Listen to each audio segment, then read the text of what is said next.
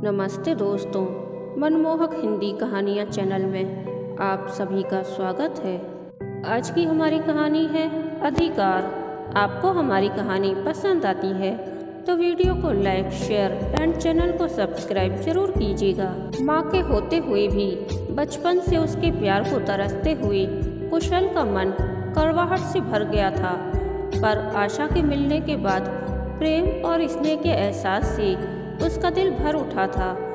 लेकिन परिस्थितियां हर बार उसे आशा के पास आने की बजाय दूर ढकेल रही थीं। त्योहार पर घर गया तो ताऊजी ने फिर से अपनी जिद दोहरा दी।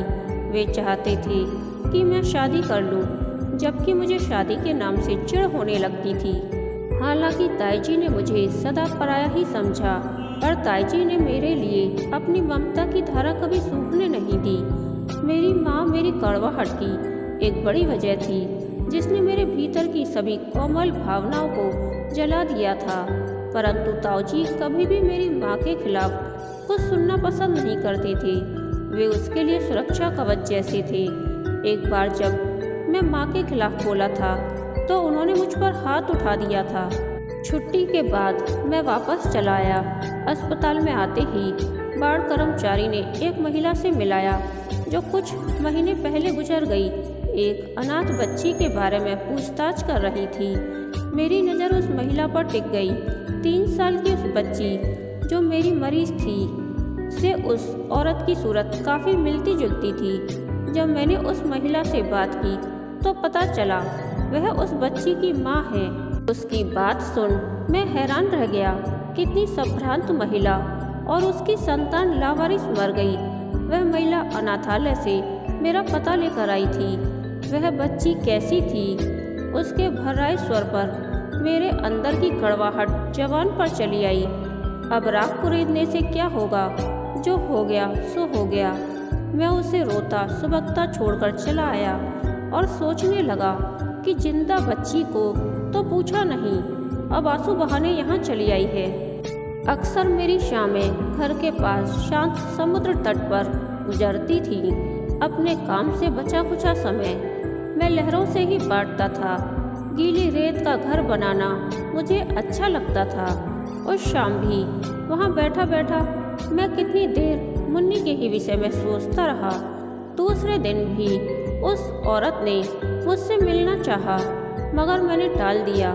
पता नहीं क्यों मुझे औरतों से नफरत होती, विशेषकर ऐसी औरतों से जो अपनी संतान को अनाथ कर कहीं दूर चली जाती हैं। हर औरत में अपनी माँ की छवि नजर आती, लेकिन हर औरत ममता से शून्य महसूस होती। कुछ दिनों बाद एकाएक वार्ड में उसी औरत को देख मैं चौंक पड़ा। पता चला आधी रात को कुछ पुलिसकर्मी उसे यहाँ पहुँचा गए थे। पूछताछ करने पर पता चला कि 2 दिनों से उसे कोई भी देखने नहीं आया। मैं सोचने लगा, क्या यह औरत इस शहर में अकेली है? वह रात मैंने उसकी देखभाल में ही बिताई। सुबह सुबह उसने आंखें खोली तो मैंने पूछा, आप कैसी हैं? लेकिन उसने कोई जवाब ना दिया। दूसरी सुबह पता चला कि वह अस्पताल से चली गई है। शाम को घर गया तो ताऊजी का पत्र खिड़की के पास पड़ा मिला। उन्होंने लिखा कि उन्हें मुझ पर हाथ नहीं उठाना चाहिए था, मगर मेरा व्यवहार ही अशोभनीय था, जिस पर उन्हें क्रोध आ गया।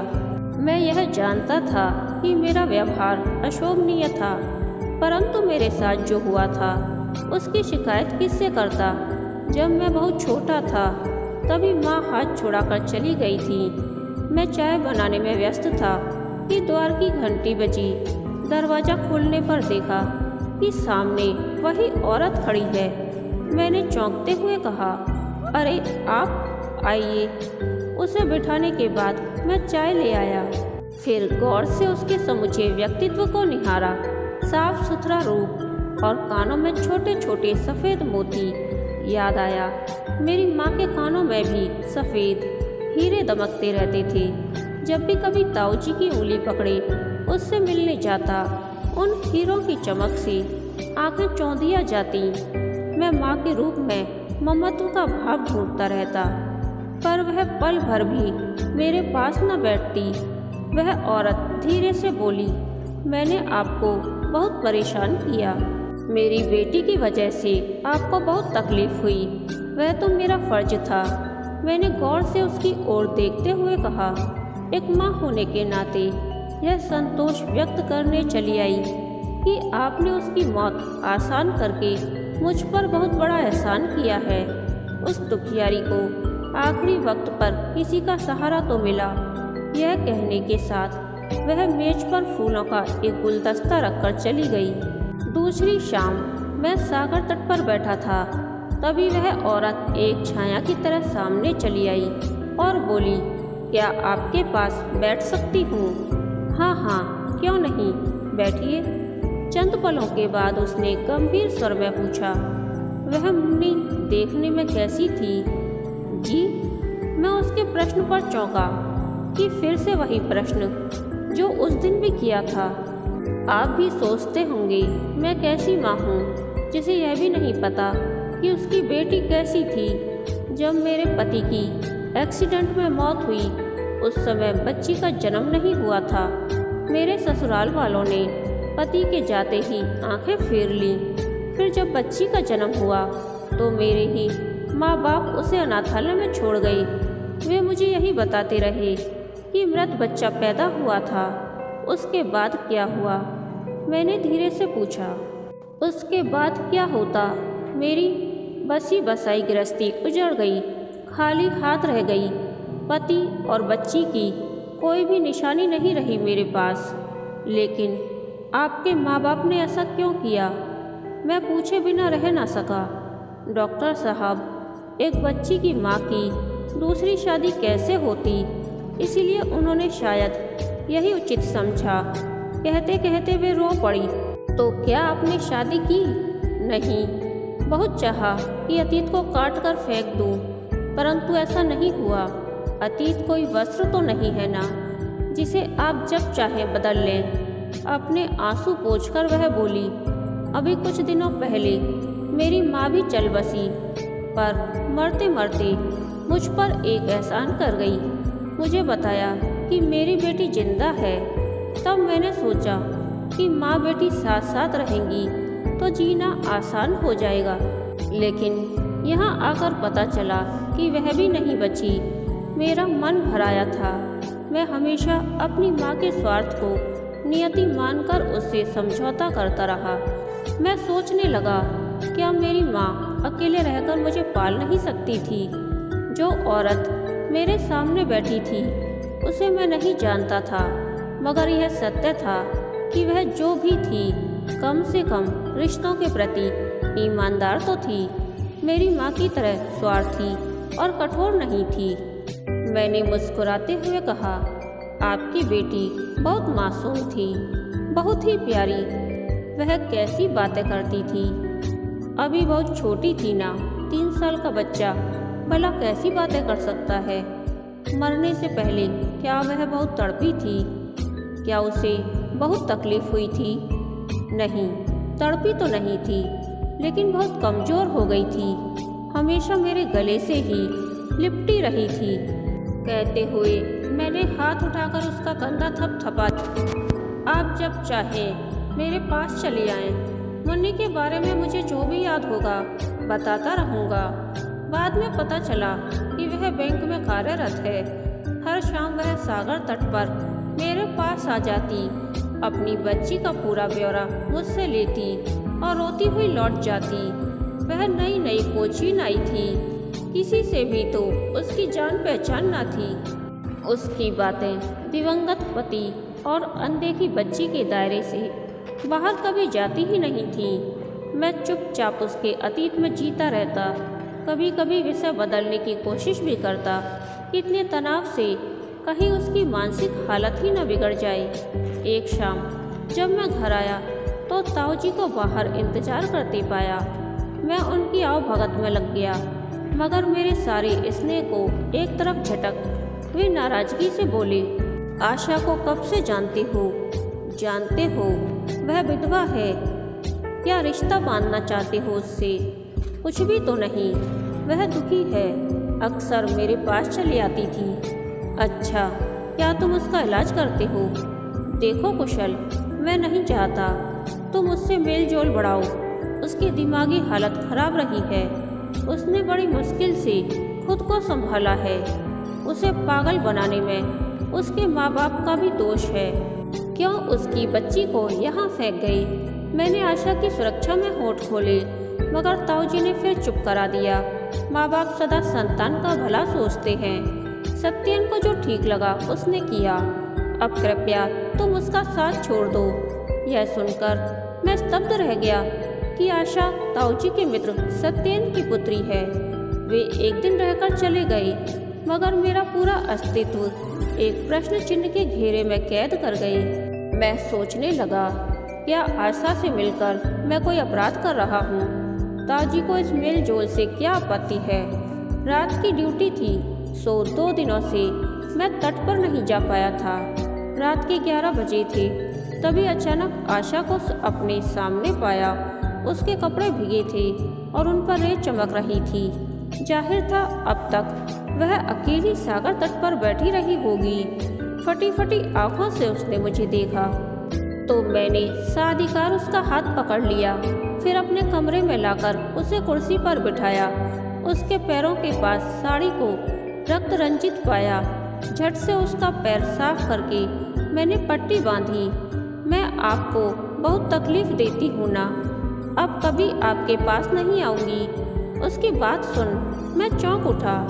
वह आगे बोली, जो मर गए वे तो छूट गए, पर मैं ही दलदल में फंसी रह गई। मेरा ही दोष था जो आपके पास आती रही। सच, आपको लेकर मैंने कभी वैसा नहीं सोचा जैसा आपके ताऊजी ने सोचा। मैं तो अपनी मरी हुई बच्ची के लिए आती रही, क्योंकि आखिरी समय आप ही उसके पास थे। मैं मुन्नी की कसम खाती हूँ, मेरे मन में आपके लिए बस आशा। मैंने उसे चुप करा दिया, फिर धीरे से उसका कंधा थपथपाया। ताऊजी की ओर से मैं तुमसे क्षमा मांगता हूँ। तुम जब भी चाहे मेरे पास चली आना। थोड़ी देर बाद जब वह जाने लगी तो मैंने लपक कर उसका हाथ पकड़ लिया। मैंने उसे इतनी रात गई जाने नहीं दिया था। सुबह होने तक रोक लिया था। टिटनेस का टीका लगाकर वहीं अपने बिस्तर पर सुला दिया था और खुद पूरी रात बरामदे में बिताई थी। सुबह राउंड से वापस आया तो पाया मेरा शॉल वहीं छोड़ वह जा चुकी थी। उसके बाद वह मुझसे मिलने नहीं आई। उसके घर का मुझे पता नहीं था और बैंक फ़ोन करता तो वह बात करने से ही इनकार कर देती। एक सुबह 10 बजे उसके बैंक चला गया। मुझे देखते ही वह भीतर चली गई। उसके पीछे जाकर तमाशा नहीं बनाना था, सो हार कर वापस चला आया। परंतु असंतुलित मन ने उस दिन मेरा साथ न दिया। मोटरसाइकिल को बीच सड़क में लापटका। एक्सीडेंट की बात सुन ताऊजी भागे चले आए। थोड़ी देर बाद मैंने कहा, ताऊजी आशा को सूचित कर दीजिए, मैं उससे मिलना चाहता हूँ। क्षण भर को ताऊजी चौंक गए थे, फिर बोले, क्या बहुत तकलीफ है? जी चाह रहा था ताऊजी से झगड़ा करूं, मगर लिहाज का मारा मैं चुप था। बार बार मन में आता कि ताऊजी से पूछूं कि उन्होंने आशा का अपमान क्यों किया था, क्यों मुझे इस आग में ढकेल दिया। ताऊजी मेरे जख्मी शरीर को सहलाते हुए बोले, कुशल धीरे धीरे सब ठीक हो जाएगा। अचानक मैंने दृढ़ स्वर में कहा, मैं आशा से मिलना चाहता हूँ, लेकिन उससे तो तुम्हारा कोई रिश्ता ही नहीं है। तुम्ही ने तो कहा था। हाँ, मैंने कहा था और अब भी मैं ही कह रहा हूँ कि उससे रिश्ता बांधना चाहता हूँ। वह तो विधवा है, भला उससे तुम्हारा रिश्ता कैसे? क्या विधवा का पुनर्विवाह नहीं हो सकता? हो क्यों नहीं सकता? मैं तो हमेशा इस पक्ष में रहा हूँ। तो फिर आप आशा के खिलाफ क्यों हैं? क्योंकि तुम इस पक्ष में कभी नहीं रहे। तुम अपनी माँ से इतनी नफरत करते हो, जानते हो ना उसका कारण क्या है? उसका पुनर्विवाह ही इस घृणा का कारण है। जो इंसान अपनी माँ के साथ न्याय नहीं कर पाया, वह अपनी पत्नी से इंसाफ कैसे करेगा? मैंने हिम्मत करके कुछ कहना चाहा, मगर तब तक ताऊजी जा चुके थे। मैं सोचने लगा, क्यों ताऊजी आशा को मुझसे दूर करना चाहते हैं, किस अपराध की सजा देना चाहते हैं। तभी कंधे पर किसी ने हाथ रखा। मुड़कर देखा, आशा ही तो सामने खड़ी थी। यह क्या हो गया? उसने हैरानी से पूछा। मेरा जी चाहा कि उसकी गोद में समाकर सारी वेदना से मुक्ति पालूं, लेकिन वह पास बैठी ही नहीं। थोड़ी देर सामने बैठकर चली गई। एक दिन आशा का पीछा करते मैंने उसका घर देख लिया। दूसरे दिन सुबह सवेरे उसका द्वार खटखटा दिया। वह मुझे सामने पाकर हैरान रह गई। मैंने जल्दी से कहा, नाराज मत होना, नाश्ता करने आया हूँ। मैं यहाँ अकेली रहती हूँ, कोई क्या सोचेगा। आप यहाँ क्यों चले आए? तुम भी तो मेरे पास चली आती थी। मैंने तो कभी मना नहीं किया। वह मेरी भूल थी, मेरा पागलपन था, और यह मेरा पागलपन है। मुझे तुम्हारी ज़रूरत है। मैं तुम्हारे साथ एक रिश्ता बांधना चाहता हूँ तुम हमेशा मेरी आंखों के सामने रहो। समीप जाकर मैंने उसकी बाह पकड़ ली। तुमसे पहले मेरा जीवन आराम से चल रहा था, कहीं कोई हलचल ना थी। मुझे ज़्यादा नहीं चाहिए, बस थोड़ा सा ही प्यार दे दो। देखो आशा, मैं तुम्हारे किसी भी अधिकार में हस्तक्षेप नहीं करूँगा। तुम अगर अपने दिवंगत पति के साथ मुझे बांटना ना चाहो तो मत बांटो। जानते हो, मुझे अभी भी पागलपन के दौरे पड़ते हैं। वह मेरी आंखों में झांकते हुए बोली, पागल लोग बैंक में इतनी अच्छी तरह काम नहीं कर सकते। तुम पागल नहीं हो, तुम पागल नहीं। मेरे हाथ से वहाँ छुड़ाकर वह भीतर चली गई। मैं भी तेज कदमों से उसके पीछे पीछे गया और तनिक ऊंची आवाज में कहा, मुझे जो कहना था कह दिया, अब चलता हूँ। नाश्ता फिर किसी दिन। कुशल, आशा ने पुकारा, परंतु मैं रुका नहीं। मैं शाम तक बड़ी मुश्किल से खुद को रोक पाया। मुझे फिर सामने पाकर आशा एक बार फिर तनाव से भर उठी, पर खुद को संभालते हुए बोली, आइए बैठिए, मैं चाय लेकर आती हूँ। नहीं, तुम मेरे पास बैठो, चाय की इच्छा नहीं है। आशा मेरे पास बैठ गई। मैं अपने विषय में सब कुछ बताता रहा और वह सुनती रही। तुम ही कहो, अगर मैं तुमसे शादी करना चाहूँ तो गलत क्या है? 25 साल पहले अगर ताऊजी मेरी माँ का पुनर्विवाह करा सकते थे, तो अब तुम नया जीवन आरंभ क्यों नहीं कर सकती? आपके साथ जो हुआ वह माँ के पुनर्विवाह की वजह से ही हुआ ना। आप अपनी माँ का सम्मान नहीं कर पाते, उनके पति को अपना पिता स्वीकार नहीं करते। इस अवस्था में आप मेरा सम्मान कैसे करेंगे? अगर आप पुनर्विवाह को बुरा नहीं मानते तो पहले अपनी माँ का सम्मान कीजिए, उनसे नाता जोड़िए। मैं आशा की दलील पर खामोश था। उसकी दलील में दम था और उसका तुरंत कोई तोड़ मेरी समझ में ना आया। आशा के मुंह में बंधा बस इतना ही कह पाया, अगर तुम चाहती हो तो उन लोगों से नाता जोड़ने में मुझे कोई परेशानी नहीं है। मेरी इच्छा पर ही ऐसा क्यों? क्या आप अपने मन से ऐसा नहीं चाहते? मैंने कहा, ना कि मैं इतना तरस चुका हूँ कि कोई इच्छा अब जिंदा नहीं रही। माँ ने जो भी किया हो सकता है उसकी गृहस्थी के लिए वही अच्छा हो। यह सच ही है कि अतीत के भरोसे जीवन नहीं कटता और न ही मरने वाले के साथ इंसान मर ही सकता है। जो भी हुआ होगा शायद अच्छे के लिए ही हुआ होगा, मगर इस सारे झमेले में मैं तो कहीं का नहीं रहा। मेरे कंधे पर बड़ा शॉल सरक गया था। एकाएक आशा बोली, अरे आपकी वहाँ अभी भी? हाँ, 3 हफ्ते का प्लास्टर है ना। मुझे ऐसा लगा जैसे उसने कुछ नया ही देख लिया। झट पास आकर उसने शॉल मेरी पीठ से भी सरका दी। आपके कपड़ों पर तो खून के धब्बे हैं। फिर वह डबडबाई आंखों से बोली, इतनी तकलीफ में भी आप मेरे पास चले आते हैं। दर्द कम करने ही तो आता हूँ, तुम छूती हो तो।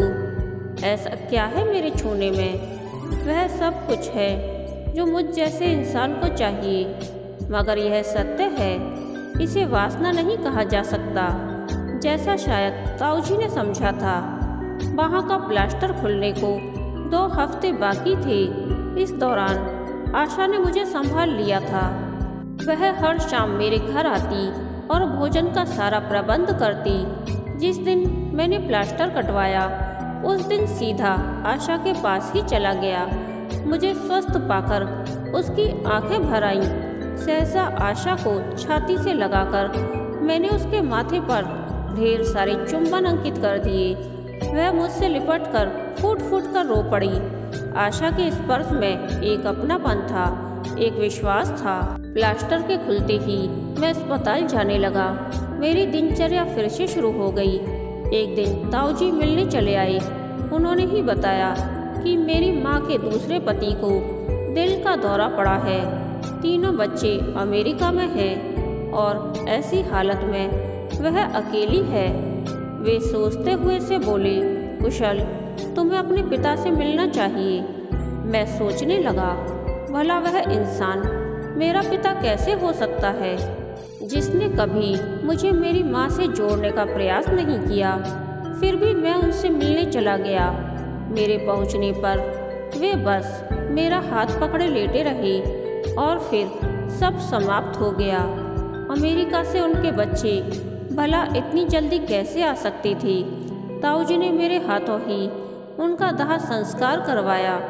जब मैं लौटने लगा तो ताऊजी ने ही टोक दिया, कुछ दिन अपनी माँ के पास रह ले, वह अकेली है।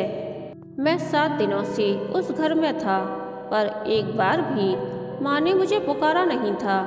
उसने अपने विदेशी बच्चों का नाम ले लेकर मृत पति का विलाप तो किया था, मगर मुझसे लिपट कर तो एक बार भी नहीं रोई थी। फिर ऐसी कौन सी डोर थी जिसे ताऊजी अभी भी गांठ पर गांठ डालकर जोड़े रखने का प्रयास कर रहे थे। जब मैं बैग उठाकर चलने लगा तब माँ की आवाज़ कानों में पड़ी, कुशल से कह दीजिए आशा से मिले तो बता दे कि उसका काम हो जाएगा। शारदा उसका अधिकार उसे देने को तैयार है। तब जैसे पैरों के नीचे से जमीन ही खिसक गई थी। ताऊजी की तरफ प्रश्न सूचक भाव से देखा। पता चला शारदा आशा की सास का नाम है और आशा अपनी ससुराल में अपना स्थान पाने के लिए अक्सर माँ को फ़ोन करती है। मैं वापस तो चला आया, परंतु पूरे रास्ते आशा के व्यवहार का अर्थ खोजता रहा। उसने तो कभी नहीं बताया था कि वह मेरी माँ को जानती है और अक्सर उनसे फ़ोन पर बातचीत करती है। शाम को मैं अस्पताल में ही था कि आशा चली आई। इतने दिनों बाद उसे देख खून में एक लहर सी उठी। उसे पास तो बिठा लिया, परंतु अविश्वास ने अपना फन न झुकाया। चंद पलों के बाद वह बोली, आपकी माँ अब अकेली रह गई है ना, आप उन्हें भी साथ ही ले आते। उनके बच्चे भी तो उनके पास नहीं हैं, आपको उनका सहारा बनना चाहिए। मैं हैरान रह गया और सोचने लगा कि कोई बताए मुझे, तो मुझे किसका सहारा था जब माँ ने 6 साल के बच्चे को ताऊजी की चौखट पर पटका था। क्या उसने सोचा था कि अनाथ बच्चा कैसे पलेगा? सारे के सारे भाषण मेरे लिए ही क्यों भला? सहसा मुझे याद आया, आशा तो मेरी माँ को जानती है। कहीं अपने ससुराल में अपना अधिकार पाने के लिए माँ की वकालत का जिम्मा तो नहीं ले लिया इसने। मेरे मन में शक और क्रोध का एक ज्वार सा उठा और आशा को वहीं बैठा छोड़ मैं बाहर निकल गया। उसी रात माँ का फ़ोन आ गया, लेकिन हाँ में ही बात हुई। माँ ने मुझे बुलाया था। सुबह ही त्रिचूर के लिए गाड़ी पकड़ ली। सोचा था माँ की गोद में सिर छिपाकर ढेर सारा ममत्व पालूंगा, मगर वहाँ तो उन्होंने एक बलिवेदी सजा रखी थी। ताऊजी भी वहीं थे। पता चला कि माँ ने आशा की ननद को मेरे लिए चुन रखा है। उसकी तस्वीर भी उन्होंने मेरे सामने रख दी। नीरा पसंद आएगी तुम्हें। नीरा कौन? मैं अवाक रह गया। आशा ने तुम्हें सब समझाकर नहीं भेजा? मैंने उससे कहा था कि तुम्हें अच्छी तरह समझा बुझाकर भेजे। देखो कुशल, मेरी सारी जायदाद तुम्हारी है। मेरे बच्चों ने वापस आने से इनकार कर दिया है। सब तुम्हें दे दूंगी, बस नीरा के लिए हाँ कर दो। मैं हक्का बक्का रह गया। हताश नज़रों से ताऊजी को देखा और सोचा कि मेरी माँ और आशा दोनों ही सौदेबाज निकली। आशा को ससुराल में अपना अधिकार चाहिए और उसके लिए उसने मुझे मेरी माँ के हाथों बेच दिया। शाम को कोचीन पहुंचकर अपना सारा गुस्सा आशा पर उतारा। वह मेरे उठे हुए हाथ को देख सन्न रह गई। उसके आंसू से भरे चेहरे पर कई भाव जागे थे, मानो कुछ कहना चाहती हो, मगर मैं रुका ही नहीं। मेरे लिए सब फिर समाप्त हो गया। एक दिन सुबह सुबह ताऊजी आ पहुँचे। मेरी अस्त व्यस्त दशा पर वे भीख से गए। मुन्ना, तुझे क्या हुआ है? कुछ भी तो नहीं। जी चाह रहा था चीख चीख कर आसमान सिर पर उठा लूं। तभी ताऊजी बोले, आशा की सास ने उसका सामान भेजा है, उसे दे आना। उन्होंने एक अटैची की तरफ इशारा किया। मैं क्रोध से भर उठा कि यही वह सामान है जिसके लिए आशा मुझे छलती रही। आक्रोश की पराकाष्ठा ही थी जो उठकर अटैची खोल दी और उसका सारा सामान उलट पलट कर पैरों से रौंद डाला। तभी एक झन्नाटेदार हाथ मेरे गाल पर पड़ा। मुन्ना, ताऊजी चीखे थे, एक विधवा से शादी करना चाहते हो? क्या यही सम्मान करोगे उसके पूर्व पति का? अरे, जब तुम उसका सम्मान ही नहीं कर पाओगे तो उसके साथ न्याय क्या करोगे? अतीत की यादों से लिपटी किसी विधवा से शादी करने के लिए बहुत बड़ा कलेजा चाहिए। उसके पति का अपमान कर रहे हो और दावा करते हो कि उससे प्यार करते हो। मेरे पैरों के नीचे शायद आशा के पति की चंद तस्वीरें थी। एक पुरुष के कुछ कपड़े इधर उधर बिखरे पड़े थे। ताऊजी की आंखें आग उगल रही थी। ऐसा लगा एक तूफान आकर चला गया। थोड़ी देर बाद खुद ही आशा का सामान सहेजकर मैंने अटैची में रखा और तस्वीरें इकट्ठी कर एक तरफ रखी। फिर अपराध भाव से ताऊजी के पास बैठा। वे गंभीर स्वर में बोले, तुम आशा के लायक नहीं हो। मैंने सोचा था उसने मुझे छला है। मैं धीरे से बोला, क्या छला है उसने? तुम्हारी माँ से यह जरा सा सामान मंगवाया, पर बदले में क्या क्या दिला दिया तुम्हें? क्या इसी विश्वास के बल पर उसका हाथ पकड़ोगे? मैं चुपचाप रहा था। देखो कुशल, आशा मेरी बेटी जैसी है।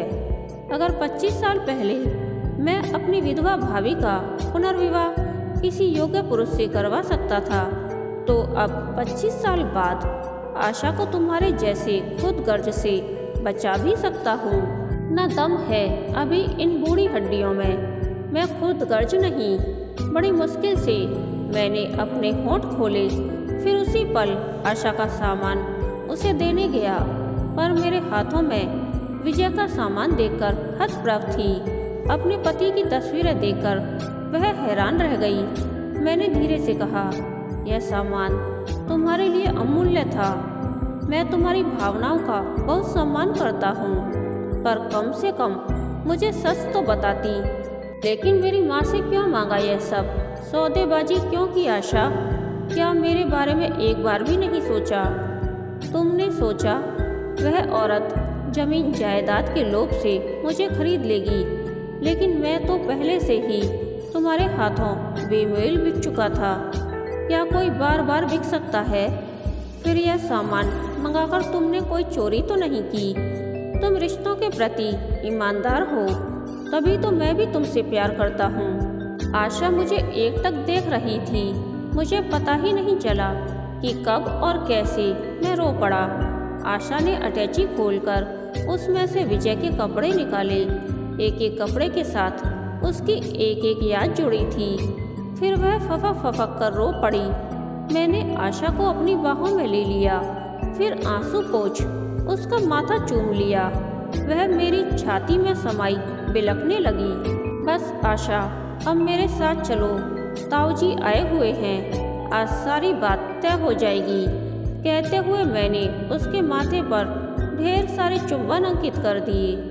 कहानी के अंत तक बने रहने के लिए धन्यवाद। यह कहानी आपको कैसी लगी प्लीज़ कमेंट करके बताइए।